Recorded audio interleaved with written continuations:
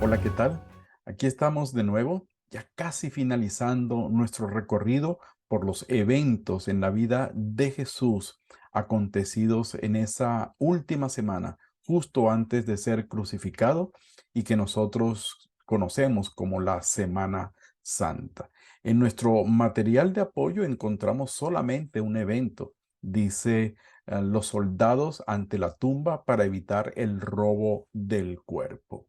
Y ese día, en particular debe haber sido un día realmente lúgubre, triste, gris para los discípulos, con un sentimiento de derrota, porque decidieron huir y pensar que Jesús probablemente les había mentido, que quizás era una persona como cualquier otra.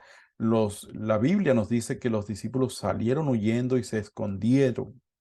A cualquiera de nosotros le hubiera pasado lo mismo, seguramente.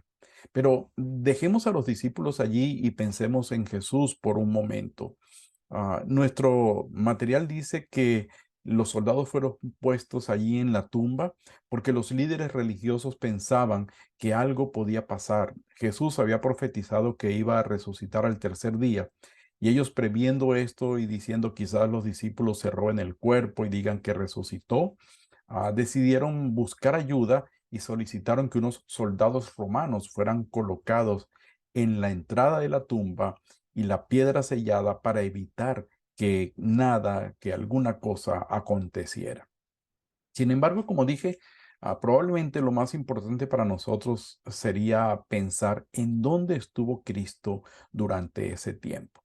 La Biblia no lo dice con claridad, aunque en Primera de Pedro, capítulo 3 probablemente podríamos encontrar alguna indicación de esto, ¿no? Dice en Primera de Pedro, capítulo 3 versículos 18 al 20 y en especial vamos a ver el versículo 19 dice, siendo a la verdad muerto en la carne, pero vivificado en el espíritu, está hablando de Jesús, en el cual también fue y predicó a los espíritus encarcelados.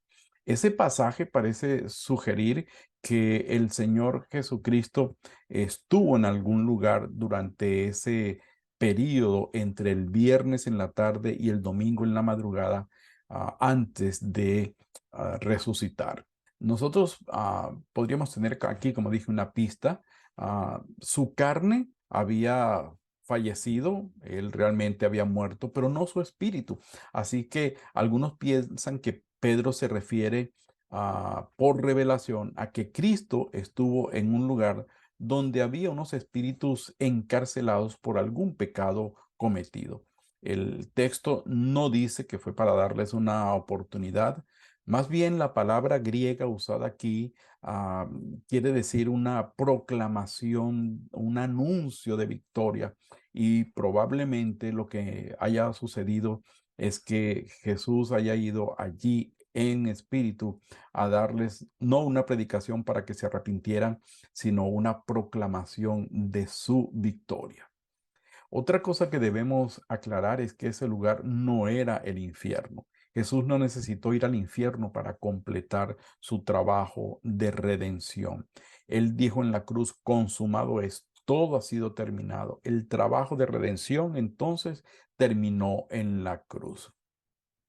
Una explicación interesante que algunos teólogos sostienen es que de acuerdo con Hechos 2:31, Jesús estuvo en el Hades, que no es el infierno, sino un lugar donde los muertos del Antiguo Testamento esperarían la llegada del Mesías y su traslado al reino celestial. Todo eso bajo el concepto judío del momento. Esa posición también parece sustentada en lo que dice Efesios 4:8 al 10. Las traducciones más recientes de ese pasaje dicen, cuando ascendió a las alturas, se llevó a una multitud de cautivos. Es como que si estaríamos viendo que Jesús fue a declarar su victoria a un lugar, pero por el otro lado fue a llevar a su reino a aquellos santos del Antiguo Testamento y los que habían creído en él previo a su muerte, a estar entonces en el paraíso, en el lugar especial que él había preparado. Algo que sí podemos tener por seguro es que Jesús fue a su reino porque él le prometió al ladrón en la cruz que ese mismo día estaría en el paraíso con él, y el Señor siempre cumple su palabra. Otra vez, la Biblia no es clara en cuanto a dónde estuvo Jesús esos 3 días. Lo que sí es claro es que uno no estaba sufriendo en el infierno ni predicando en el infierno, porque su obra de redención fue terminada en la cruz, como ya dijimos. La otra cosa es que no estaba en algún lugar dando una segunda oportunidad a los que ya habían muerto. Hebreos capítulo 9 versículo 27 es clara al decirnos que no hay una segunda oportunidad después de la muerte. Así que la reflexión para hoy es que la única oportunidad que tenemos para aceptar el sacrificio de Cristo en la cruz y poder estar en la eternidad con Él es en esta vida.